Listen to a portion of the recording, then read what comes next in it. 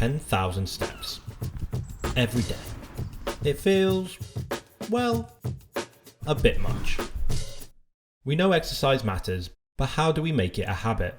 How many times do we set goals, New Year's resolutions, promises to mates in a pub, just to quietly fail a couple of weeks in? Well, researchers at LSE and the health insurance provider Vitality have come up with something called the Habit Index, which reveals the secret rules for forming a habit and sticking with it. So what are the rules when it comes to forming a habit?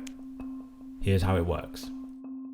First, set targets based off your own aims and current health status. Second, start small. Focus on building consistency rather than intensity. Then repeat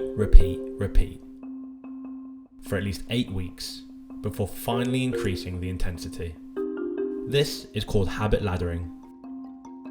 So any specific action forms a behaviour, which then turns into a habit. It's estimated that 35% of the UK population is inactive, meaning that they do little or no exercise a week. LSE academics and Vitality have found that walking 5,000 steps 3 times a week can reduce mortality rates by 27%, reduce the risk of diabetes by up to 41%, and reduce in-hospital healthcare costs by 13%. The study found that if only half of the UK's inactive population started walking 5,000 steps 3 times a week, we could save the NHS up to £15 billion a year.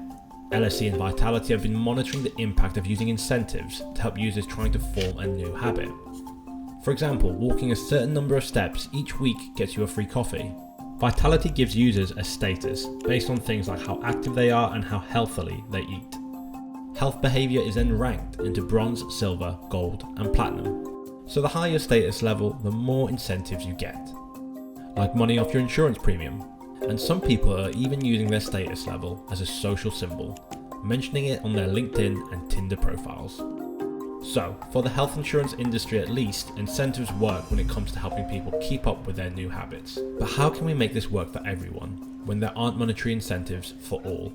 The study found that on average across all age groups, those who walked at least 5,000 steps 3 times a week for 2 years could increase their life expectancy by around 3 years. So maybe that's the ultimate incentive, to take one more step.